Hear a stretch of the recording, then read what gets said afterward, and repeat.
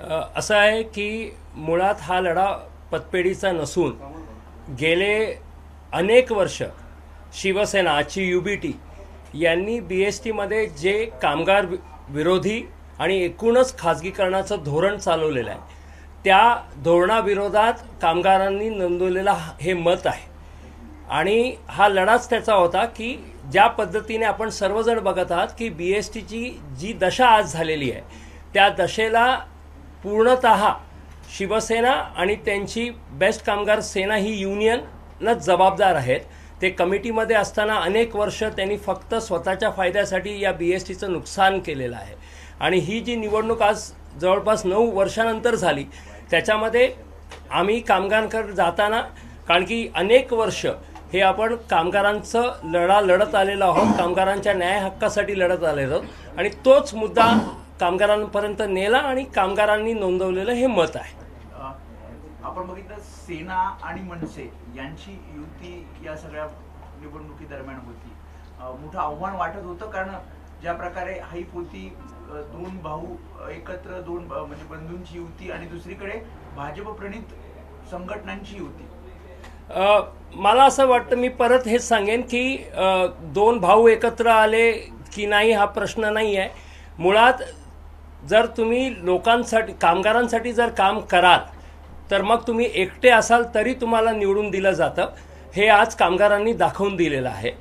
आणि एवढ्या वर्षाच्या लढायांमध्ये आम्हाला नेहमीच माननीय मुख्यमंत्री देवेंद्रजी फडणवीस जेव्हा ते लीडर ऑफ ऑपोजिशन होते तेव्हासुद्धा त्यांनी मदत केलेली आहे। माननीय आशिषजी शेलार यांनी नेहमीच BSTच्या कामगारांसाठी आम्हाला मदत केलेली आहे। आता हल्लीसुद्धा 6 ऑगस्टला, कारण की आम्ही या निवडणुकीत फार उशिरा प्रचाराला उतरलो, कारण 6 ऑगस्टला कामगारांना ग्रॅज्युटी मिळाली, म्हणजे 3 वर्ष झाली आहेत रिटायर होऊन ग्रॅज्युटी मिळालेली नाही, त्याचा मोठा मोर्चा होता आझाद मैदानावर। आणि त्यावेळेला सुद्धा माननीय आशिषजींनी आमची मदत केली, कामगारांना मदत केली। तर एकूणच कामगारांसाठी काम केलेलं आहे त्याची पोचपावती आहे। जसं तुम्ही म्हणता की देवेंद्र फडणवीस असतील, आशिष शेलार असतील, त्यांनी आपल्या मागण्यांना जे काही मागण्या होत्या त्याला यश मिळालं। दुसरीकडे भाजप प्रणित मी म्हणलं की समृद्धी सहकार पॅनल, सहकार समृद्धी पॅनल होतं आणि तुमची ही संघटना होती, त्याच्यामुळे तुम्ही भाजपमध्ये प्रवेश 2024 साली केला होता। त्याच्यामुळे ही जी संघटना आहे तुमची ती भाजप प्रणित संघटना म्हणायची की भाजपपासून मुक्त असलेली ही संघटना? आमची संघटना कोणत्याही पक्षाची संलग्नित नसते। 1946 ची संघटना आहे। या संघटनेमध्ये अनेक नेते, म्हणजे माननीय जॉर्ज फर्नांडिस हे अध्यक्ष राहिलेले आहेत, माननीय शरदरावजी हे सरचिटणीस राहिलेले आहेत आणि हे सर्व कामगार नेते अनेक पक्षांमध्ये, माननीय जॉर्ज फर्नांडिस हे NDAचे हिस्सा होते, डिफेन्स मिनिस्टर होऊन गेले, पण आणि नेहमी एक राहिलं की ही कामगारांची संघटना आहे, कामगारांसाठी काम करते आणि त्याच उद्देशाने आम्ही काम करतो। सर, आताच प्रसाद लाडेंची देखील पिस झाली, त्यांचं असं म्हणणं की तुम्ही हे भारतीय जनता पक्षाचे विचार मानणारे तुम्ही आहात, असं त्यांचं म्हणणं। मी ज्या पक्षात आहे नक्कीच त्या पक्षाचे विचार मानतो आणि जे काही मदत या पक्षाकडनं, एकच हेतू असतो कामगार संघटनांचा, जे रावसाहेब ज्या वेळेला NCPत होते 10 वर्ष, तर त्यांनी पूर्ण जी काही त्या पक्षाची मदत आहे ती मदत घेऊन कामगारांसाठी न्याय घेण्याचं काम रावसाहेबांनी नेहमी केलं होतं। त्याच पद्धतीने आज सुद्धा भारतीय जनता पार्टीचं जेवढं, मी आत्ताच बोललो की माननीय देवेंद्रजी फडणवीस आणि आशिषजी शेलार हे नेहमीच कामगारांसाठी आम्हाला मदत करतात, कामगारांच्या न्याय हक्क मिळवण्याकरिता मदत करतात, तर नक्कीच त्याचा फायदा होतो। 2 ठाकरे बंधू एकत्र आल्यामुळे खूप चर्चेत आलेली ही निवडणूक, परंतु त्या ठाकरे बंधूंना भोपळही फोडता आला नाही, अशी काय किमया साधली किंवा असं काय केलं तुम्ही जेणेकरून तुम्हाला इतक्या मोठ्या प्रमाणात यश मिळालं? आम्ही फक्त कामगारांच्या हिताचं काम नेहमी करत आलेलो आहोत आणि मला असं वाटतं की कोणीही एकत्र आलं पण जर त्यांनी कामगार क्षेत्रामध्ये कामगारांचं हित बघितलं नाही तर त्यांना असेच भोपळे मिळणार। सामंत असं म्हणतायत की पैशामुळे आम्ही कुठेतरी कमी पडलो, जर पैसे असते तर आम्ही ही निवडणूक जिंकलो असतो। मला असं वाटतं ते हे जे बोलतात त्यांनी स्वतः विचार करावा, कारण 9 वर्ष सोसायटीत जो भ्रष्टाचार केलेला आहे त्याच्या आधी 25 वर्ष त्यांच्याकडे कमिटी BSTची कमिटी राहिलेली आहे, तिथे जो त्यांनी स्वतःहून भ्रष्टाचार केलेला आहे. आता जे मी बोललो ग्रॅज्युटीचे पैसे 3 वर्ष दिले गेलेले नाहीत रिटायर होऊन लोकांना, हा ग्रॅज्युटीचा पैसा ते जेव्हा कमिटीत होते, शिवसेनाकडे कमिटी होती त्यावेळेला ग्रॅज्युटीचा पैसा ज्याला हात लावायचं नसतं तो ग्रॅज्युटीचा पैसा त्यांनी त्यांच्या ठेकेदारांना आणि बाकी लोकांना वाटण्यामध्ये लावला आणि आज कामगारांना त्यांच्या हक्काची ग्रॅज्युटी मिळत नाही. मग तर मला असं वाटतं की सुहास सामंतांनी अशा गोष्टी बोलू नयेत. संजय राऊत म्हणतात की काही झालं तरी ठाकरे ब्रँड हा काही संपुष्टात येणार नाही महाराष्ट्रात. ब्रँड अनेक असू शकतील पण जो कामगार हिताचं काम करेल तोच टिकेल कामगार क्षेत्रामध्ये आणि एकूणच मुंबई शहर आणि महाराष्ट्रामध्ये जो जनतेचं काम करेल तोच टिकेल. ग्रॅच्युटी सारखेच आणि कुठले असे मुद्दे आहेत जे अनेक वर्षांपासून प्रलंबित आहेत आणि स्वतः उद्धव ठाकरे मुख्यमंत्री असताना तुम्ही त्याचा पाठपुरावा करत होता, त्यावेळेस तुम्हाला कसा प्रतिसाद मिळाला? असं आहे की तुम्हाला जर आठवत असेल 2017 मध्ये माननीय उद्धवजींनी सांगितलं होतं की ते BSTचं विलिनीकरण, BSTचा अर्थसंकल्प महानगरपालिकेच्या अर्थसंकल्पात विलीन करतील, पण ते मुख्यमंत्री झाल्यानंतर सुद्धा त्यांनी केलेला नाही. दुसरं, BSTच्या गाड्या स्वमालकीच्या गाड्या कमी होत चाललेल्या आहेत. आता नोव्हेंबरच्या महिन्यामध्ये फक्त 250 गाड्या शिल्लक राहतील. 2019 मध्ये आमचा MOU आहे बेस्ट वर्कर्स युनियन आणि BSTचा की स्वमालकीच्या 3337 बसगाड्या राखल्या गेल्या पाहिजेत. 2019 जूनचा MOU आहे, ते नोव्हेंबरच्या महिन्यामध्ये मुख्यमंत्री झाले, BSTची कमिटी त्यांच्याकडे होती, महानगरपालिका त्यांच्याकडे होती आणि स्वतः मुख्यमंत्री होते, तरी 2.5 वर्षामध्ये एक साधी नवीन बसगाडी त्यांनी विकत घेतली नाही. सातत्याने कॉन्ट्रॅक्ट्स देत राहिले आणि आज जी आपण BSTची हालत बघत आहोत, जी दशा बघत आहोत, ती फक्त आणि फक्त त्यांच्यामुळे झालेली आहे. याखेरीज भाजपने किंवा फडणवीसांनी तुम्हाला कशा पद्धतीने सहकार्य केलं आणि तुमच्या मागण्या पूर्ण झाल्या का त्याच्यामध्ये? अनेक गोष्टी. जो 11 जून 2019चा MOU झाला, ज्याच्यामध्ये 2007 नंतर लागलेल्या कर्मचाऱ्यांचे पण 20 टप्पे म्हणजे जवळपास त्यांचा त्याच एका वेळेला 7-7.5 हजाराने पगार वाढला. ते कर्मचारी जे त्यावेळेला 14,000 होते आज 45,000च्या वर पगार घेत आहेत. त्या याच्यासाठी माननीय देवेंद्रजी, माननीय आशिषजींनी त्यावेळेला सुद्धा आम्हाला मदत केली होती. तो एक भाग. दुसरा, आता कोविडचा भत्त्याचा विषय आहे. ज्या वेळेला कोविड महामारी आली, BSTच्या कर्मचाऱ्यांचा समावेश कोविड भत्ता मिळणार नाही असं होतं, कारण ते फक्त सफाई कामगारांना मिळेल आणि मेडिकल स्टाफला मिळेल असं सांगितलं गेलं होतं. आम्ही त्यावेळेला देवेंद्रजी, आम्ही आंदोलन पुकारलं बेस्ट वर्कर्स युनियनने. कोविडच्या याच्यामध्ये टीकाही झाली की कोविडमध्ये तुम्ही आंदोलन पुकारलंय, पण देवेंद्रजी हे त्यावेळेला लीडर ऑफ ऑपोजिशन होते 2019 मध्ये आणि त्यावेळेला त्यांची भेट घेतली आणि त्यांनी तातडीने इव्हन त्यावेळेला सुद्धा त्यांनी त्यांची भूमिका मांडली आणि 3-4 दिवसात आम्हाला कोविडचा भत्ता लागू केला गेला BSTच्या कर्मचाऱ्यांना. असे अनेक वेळा. आता ग्रॅज्युटीच्या वेळेला सुद्धा 6 ऑगस्टला मोर्चा होता आणि आम्ही माननीय आशिषजींशी भेट घेतली. त्यांनी तातडीने आयुक्त महानगरपालिका यांच्याशी बोलले, आयुक्तांबरोबर आमची भेट झाली आणि त्याच पद्धतीने आयुक्त त्याच वेळेला बोलले होते की आम्ही 11 तारखेला आम्ही एक 100 कोटी BSTला देऊ. आम्ही म्हणालो तर थोडं जास्त द्यावेत, तर ते म्हणाले ठीक आहे मी करतो आणि सुमारे 150 कोटी रुपये मला वाटतं 12 तारखेला 11 की 12 तारखेला BSTला देण्यात आले. तर सातत्याने जेवढी मदत, पण जी अवस्था शिवसेनेने एवढ्या वर्षाच्या राज्यामध्ये BSTची करून ठेवलेली आहे त्याला सुधारण्याकरिता भरपूर काम आहे आणि मला नक्कीच खात्री आहे की देवेंद्रजी आणि आशिषजी या सर्व गोष्टींमध्ये मदत करतात. ज्या पद्धतीने ठाकरे बंधू एकत्र आले, छुप्या पद्धतीनं भाजपने सुद्धा इतर जे पॅनल उभे केले गेलेले होते, त्यामध्ये तुमचं पॅनल असेल किंवा अल्पसंख्याकांचं पॅनल असेल, हे एकत्रित अप्रत्यक्ष जी बोट बांधली गेली ती ठाकरेंना दूर ठेवण्यासाठीच केली गेली होती का? बिलकुल नाही. असं आहे, मी आधीच म्हणालो की बेस्ट वर्कर्स युनियन ही 1946ची युनियन आहे. याच्या आधी अनेकदा पतपेढ्यांच्या निवडणुकामध्ये आम्ही निवडणूक लढलेली आहे, निवडणूक जिंकलेली आहे. 2006 ते 2011 रावसाहेब जिंकले होते, रावसाहेबांचं पॅनल जिंकलं होतं. 2011 ते 2016च्या या कालावधीत सुद्धा बेस्ट वर्कर्स युनियनचं पॅनल जिंकलेलं होतं.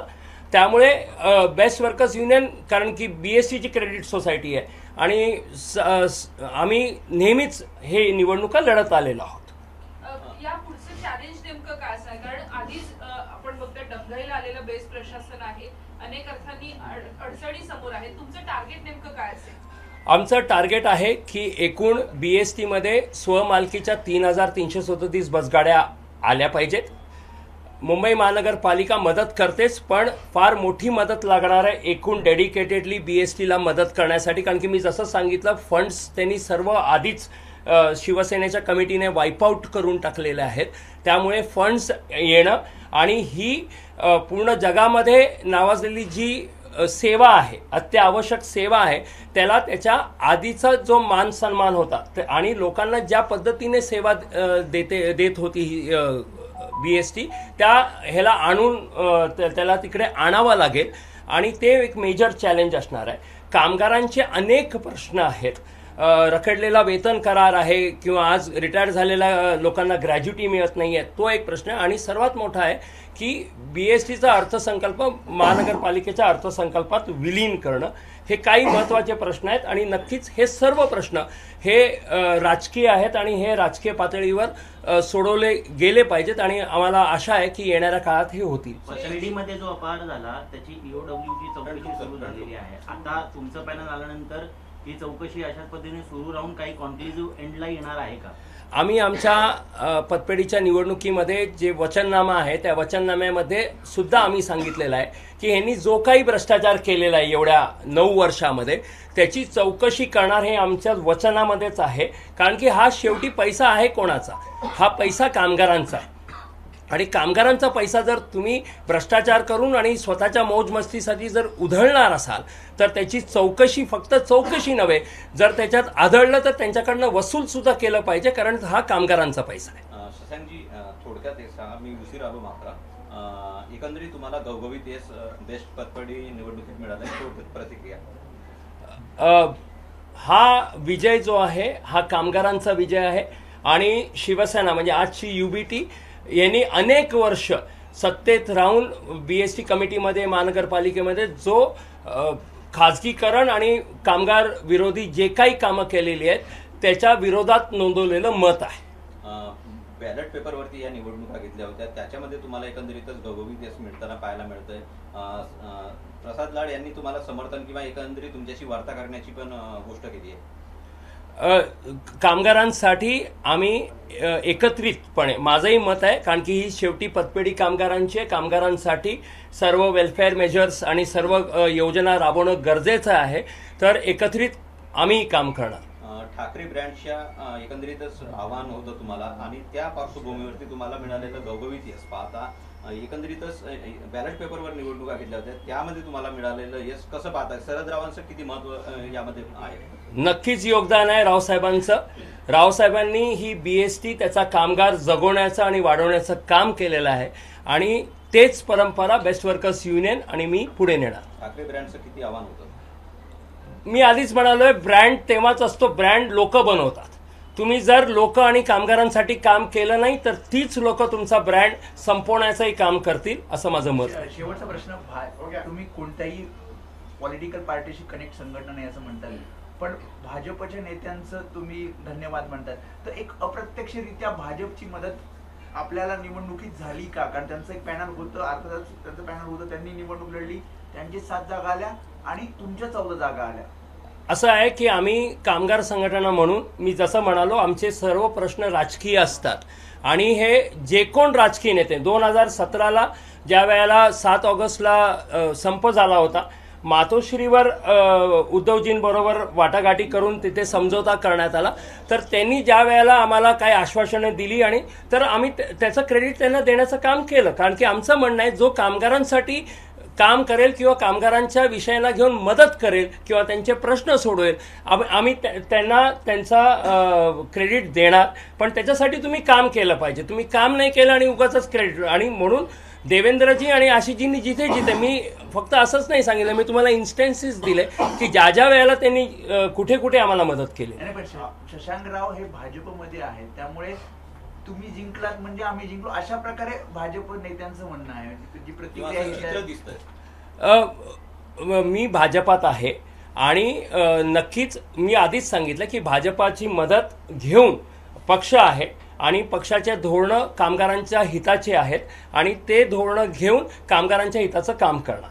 खरं तर या दरम्यान आणखीन एक प्रश्न तयार झालाय तो म्हणजे या बेस्टच्या निवडणुकीला महत्त्व दिलं गेलं कारण बेस्टचे जे भूखंड आहेत ते कुठेतरी युती सरकारच्या नजरेमध्ये आहेत आणि त्याकरताच ठाकरेंविरोधात ही मोठ बांधण्यात आली होती. बेस्टचे भूखंड आणि त्या भूखंडाचं श्रीखंड कोण लाटणार याची चर्चा आता सुरू होती.